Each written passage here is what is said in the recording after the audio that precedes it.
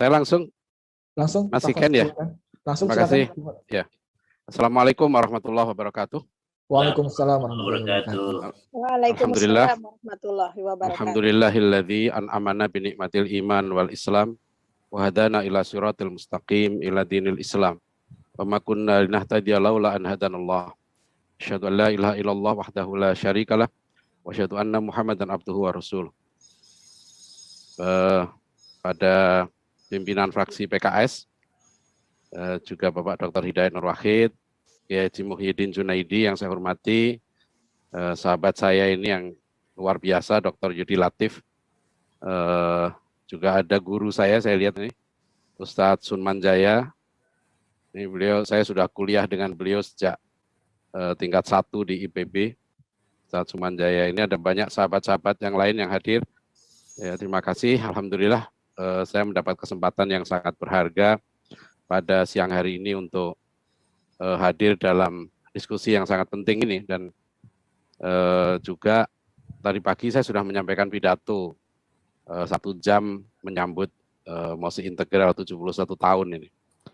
Apa yang ingin saya sampaikan pada siang hari ini adalah ada yang menginspirasi saya baca pengantar atau komentar singkat Dr. Hidayat Nur Wahid di buku MOSI Integral Natsir ya, karangan Ahmad Murjoko. Dr. Hidayat menyebut satu sikap penting yang harus dimiliki oleh politisi Muslim dan juga kaum Muslim Indonesia itu adalah sikap yang tidak ekstrim ya, menjauhkan diri dari Islamofobia atau sekularisme, dan juga yang kedua adalah Indonesiafobia. Nah, mungkin barangkali istilah Indonesiafobia ini sangat penting. Nah, sebab kesuksesan ya Bapak Muhammad Natsir dalam menggolkan MOSI integralnya ini, ya itu tak lepas dari cara pandang beliau yang sudah bersifat integral. Dalam diri Pak Natsir itu sudah selesai ya problem antara keislaman dengan keindonesiaan itu. Beliau tidak mengalami dikotomi di situ. Meskipun Pak Natsir punya idealisme, beliau sangat kritis terhadap sekularisme dan itu beliau pertahankan terus sampai akhir hayat beliau. Tapi beliau tidak gamang menghadapi situasi yang jauh dari idealisme itu, dan beliau bersikap bijak. Nah, itulah yang saya kira ada 3 titik penting dalam sikap Pak Natsir itu ya. Satu adalah tradisi intelektualisme yang panjang. Para tokoh-tokoh bangsa waktu itu ya melihat Pak Natsir itu bukan sekedar sosok politisi biasa yang merebut kekuasaan. Beliau seorang intelektual ya, beliau seorang yang kaya dengan gagasan. Ya, kita bisa melihat bagaimana 7 tahun sebelum Universitas Islam dan bahkan universitas swasta pertama berdiri, ya 40 hari sebelum kita merdeka, itu Pak Natsir sudah nulis makalah tentang pentingnya umat Islam punya 1 universitas. Itu 7 tahun yang judulnya Sekolah Tinggi Islam. Dan Pak Natsir nanti bukan sekedar man of idea, ya beliau juga seorang praktisi. Ya, beliau berusaha mewujudkan gagasannya itu. Dan Pak Natsirlah sekretaris ya panitia perwujudan Universitas Islam Indonesia itu. Ketuanya adalah Bung Hatta. Di sini kita bisa melihat ya, bagaimana gagasan Pak Natsir yang besar itu beliau mampu. Beliau tahu jelas berbeda dengan Bung Hatta dalam banyak pikiran. Ya, tapi dalam hal tertentu beliau mampu membangun kebersamaan. Ya, kita belum merdeka itu yang kita dirikan pertama adalah universitas. Tokoh-tokoh kita luar biasa.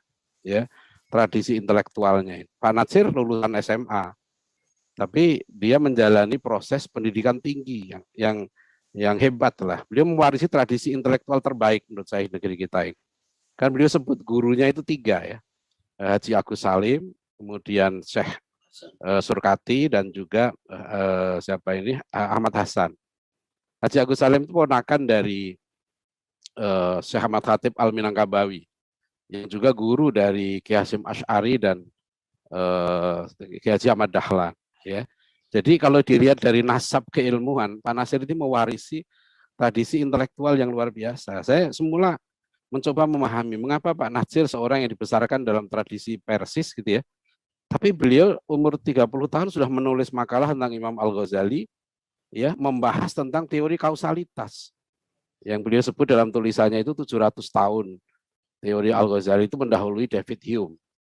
Itu luar biasa. Sahabat saya Dr. Hamid Zarkasi baru nulis disertasi tentang teori kausalitas tahun 2005. Jadi kita lihat tradisi intelektualnya Pak Nasir luar biasa. Artinya tokoh-tokoh bangsa waktu itu melihat Pak Nasir ketika melobi sampai beliau bilang 2,5 bulan ya. Pak Nasir itu perlu melobi itu 2,5 bulan. Datang satu persatu. Itu sosok Muhammad Nasir, sosok seorang intelektual. Sosok yang kaya dengan gagasan yang integratif ya dan solutif gitu. Yang kedua saya kira ini yang penting juga ya, yang kami tekankan juga sekarang di Dewan Dakwah ini adalah tradisi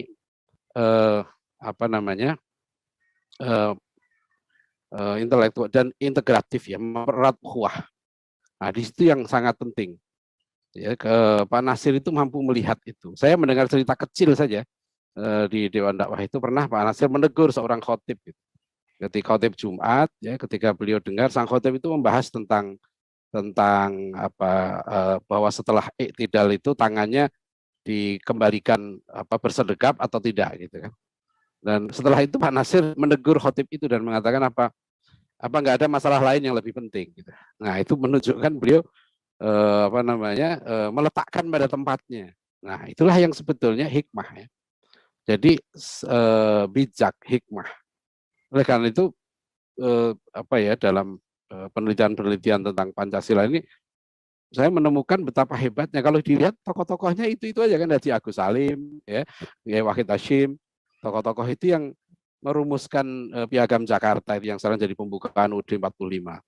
Rumusan itu kan rumusan yang adil ya, atas berkat rahmat Allah yang Maha Kuasa dan dengan didorongkan oleh keinginan luhur.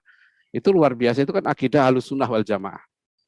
Jadi tadi saya bilang bahwa memang Pak Nasir itu mewarisi ya tradisi intelektual Islam yang terbaik di negeri kita ini. Maka beliau gitu ya ketika melihat masalah-masalah kenegaraan itu tidak terpisahkan dari keislaman. Ya, orang mungkin bagaimana apa hubungannya gitu ya? Mosi integral dengan misi keislaman ya. Beliau tahu tempatnya. Ketika itu misalnya beliau tidak tidak membuat jargon misalnya bahwa menegakkan syariat Islam, enggak di situ. Tapi ketika nanti dibuka peluang ya di konstituante ya 55 59 itu Pak Nasir menyampaikan ide yang luar biasa, pidato 12 November tahun 57 ya, Pak Nasir yang mengkritik sekularisme. Itu beliau membahas sekularisme bukan hanya sekedar sebagai sekularisme sistem hukum dan politik ya. Beliau membahas sekularisme dari akar filosofinya. Ya, dari konsep keilmuan ya. Yang saya kira tradisi para politisi waktu itu ya, Pak Nasir dan lain-lain gitu ya, mengajukan konsep-konsep gagasan yang tinggi gitu ya di dalam ruang parlemen, itu tradisi yang menurut saya memang perlu terus ya dibangun sekarang ini. Ya, bagaimana beliau jadi bukan sekedar ya nanti kan Pak Nasir itu konsisten. Saya dengar cerita dari Pak Lukman Hakim itu bahwa Pak Nasir itu beliau konsisten untuk tidak mau menerima jabatan menteri karena beliau tidak setuju dengan race itu kan, tidak setuju konsep hasil konferensi meja bundar itu. Maka ketika beliau ditunjuk sebagai menteri beliau nggak mau. Jadi intelektualnya itu kehormatan intelektualnya dijaga betul. Nah inilah Bapak Ibu hadirin rahimakumullah ya, pengalaman yang sangat berharga. Dan yang kedua adalah ya, mengapa orang-orang waktu itu bisa menerima gagasan Pak Nasir ya. Yang tentu ini adalah karena integritas akhlaknya. Ya, jiwa pengorbanannya yang tidak diragukan lagi. Saya mencoba membaca beberapa sebab gitu ya. Mengapa sih Pak Nasir itu nggak mau kuliah? Ya, padahal beliau dapat kesempatan setelah lulus dengan prestasi tinggi ya di AMS di Bandung itu. Pak Nasir dapat kesempatan untuk kuliah ya di Jakarta, kuliah hukum atau kuliah ekonomi. Tapi beliau tidak ambil gitu. Dan Tuan Hasan gurunya pun kaget dengan keputusan Nasir itu. Saya nggak habis pikir bagaimana Muhammad Nasir kemudian mendatangi orang tuanya dan minta izin ya. Dalam penjelasan Pak Nasir di majalah Tempo itu yang belum jelas. Saya belum puas betul maksud saya apa yang diargumentasikan oleh Muhammad Nasir sampai orang tuanya bisa menerima. Kalau bahasa Pak Nasir kan saya lebih memilih terjun langsung mengatasi masalah umat. Beliau tidak kuliah formal, tapi beliau langsung terjun sebagai guru. Nah, ini yang nanti menarik, ya. Tradisi beliau menjadi guru, ya. Jiwa guru itu yang luar biasa. Beliau sekedar bukan guru biasa, tapi guru yang terjun karena idealisme dan tidak dibayar. Pak Nasir itu jadi guru di Mulu waktu itu nggak dibayar. Saya pikir luar biasa ini, karena nanti Pak Nasir ada kaitan dengan pesan beliau tadi pagi saya sampaikan. Pesan penting Pak Nasir itu adalah kemajuan suatu bangsa ini ditentukan oleh sekelompok guru yang ikhlas berbuat untuk bangsanya. Kuncinya di situ, ya. Makanya kalau kita mau membangun kemajuan bangsa kita, ya gurunya itu. Nah, itu yang beberapa pesan penting, dan Pak Nasir membuktikan itu yang hebat. Beliau membuktikan beliau itu guru, gitu ya. Guru, betul-betul guru, terjun langsung mengajar, ya. Beliau kursus kuliah guru. Kemudian beliau juga memanage sekolah, ya, mendirikan sekolah dan mendirikan beberapa universitas. Ya, saya sekarang ini sampai di Dewan Dakwah ini kita punya beberapa keluarga besar, ada keluarga besar di Dewan Dakwah ini ada banyak universitas.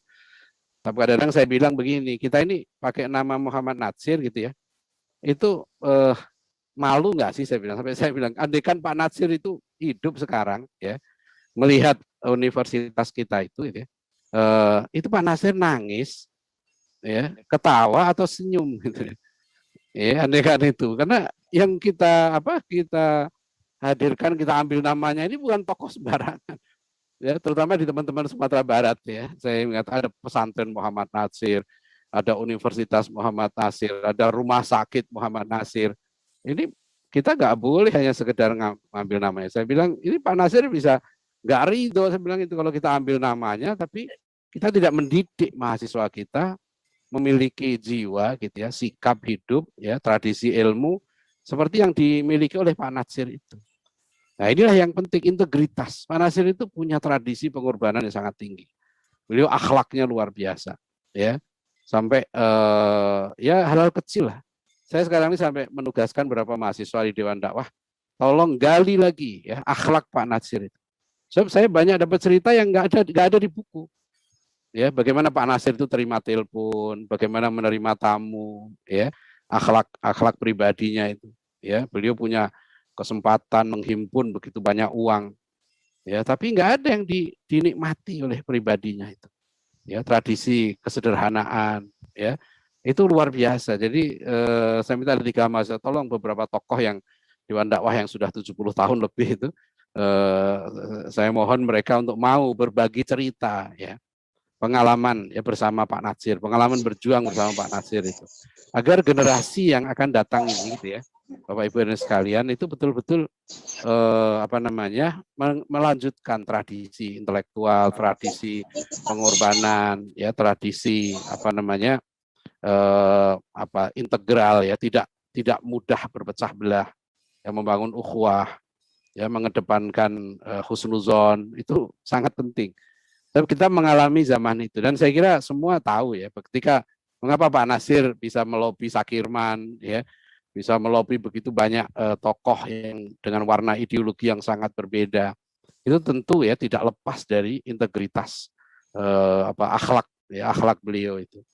Nah, ini yang sangat penting saya kira. Kemudian dalam kesempatan sekarang, ya, ini terima kasih kepada PKS ini bahwa tadi Pak Idan Nurwahid saya sebut tentang istilah Indonesia fobia, itu penting memang, gitu. Karena memang real, ya.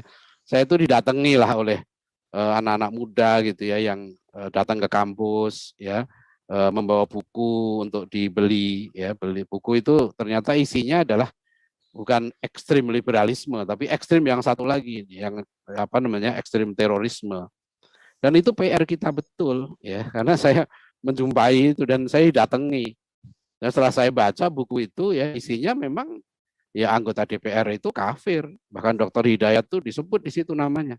Ya, Dr. HNW yang kekafirannya selevel Abu Jahal. Ya, itu ada bukunya itu.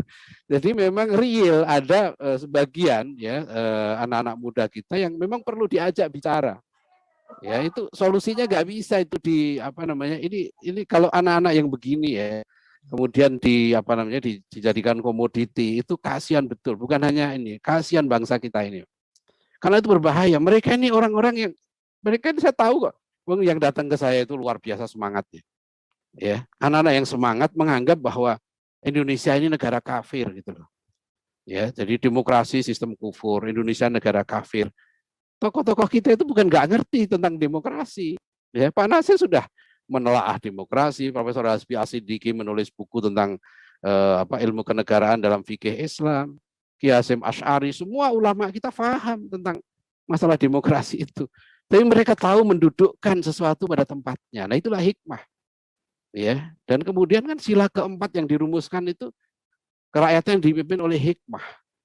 Nah, ini Dr. Yudi Latif nih perlu sekali nih kita Pak Dr. Yudi Latif memahamkan makna hikmah ini. Saya pernah bawa satu disertasi doktor dari Harvard University khusus makna hikmah itu, ya. Waktu pengajian di Mahkamah Konstitusi. Gitu. Saya mohon ini luar biasa, coba tokoh-tokoh kita sudah merumuskan orang yang mengadili perkara namanya hakim. Itu bukan sembarangan. Hakim itu orang yang dapat hikmah. Dari buku Fiqh Dakwah Pak Natsir yang sekitar 300 halaman itu sepertiganya itu membahas tentang makna hikmah itu.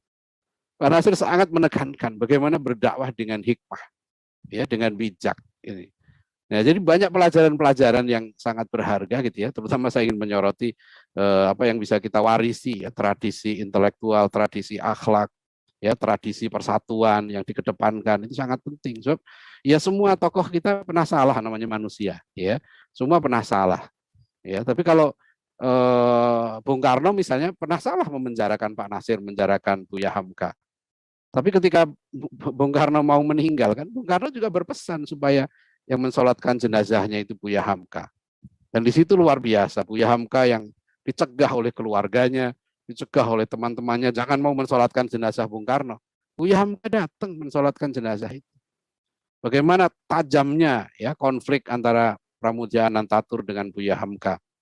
Tapi akhirnya Pramudia Anantatur mengirim anaknya dan menantunya untuk belajar Islam ya kepada Buya Hamka itu, dan nangis Buya Hamka melihat itu. Ya, banyak pelajaran yang sangat berharga, dan Bapak Ibu sekalian ya, bagaimana tradisi intelektual inilah yang perlu kita hidupkan sehingga di negara kita ini nggak tegang kan. Kalau budayanya ya bukan tradisi ilmu, bukan akhlak yang dikedepankan, integritas ya, kita susah. Akhirnya yang terjadi itu adalah saling curiga ya, saling menjatuhkan, jegal dan seterusnya. Nah, itulah yang terakhir saya ini ada pesan penting Pak Natsir tentang, ada beberapa pesan. Yang pertama, Pak Natsir itu sangat menekankan ya sampai akhir hayat beliau berpesan tentang penyakit yang paling berbahaya, kata Pak Natsir, yang menimpa bangsa kita inilah penyakit cinta dunia yang berlebihan. Ya, itu yang beliau ingatkan betul. Bahkan beliau untuk umat Islam beliau ingatkan, kalau penyakit cinta dunia yang berlebihan ini nggak diatasi, bukan tidak mungkin umat Islam Indonesia akan mengalami nasib seperti di Spanyol. Ya, Muslim di Spanyol itu. Saya kira demikian ya, Santiken. Makasih ya dicegah. Saya ini penceramah, jadi kalau nggak dibatasi bisa 3 jam ngomong. Ya, Assalamualaikum warahmatullahi wabarakatuh. Waalaikumsalam warahmatullahi wabarakatuh.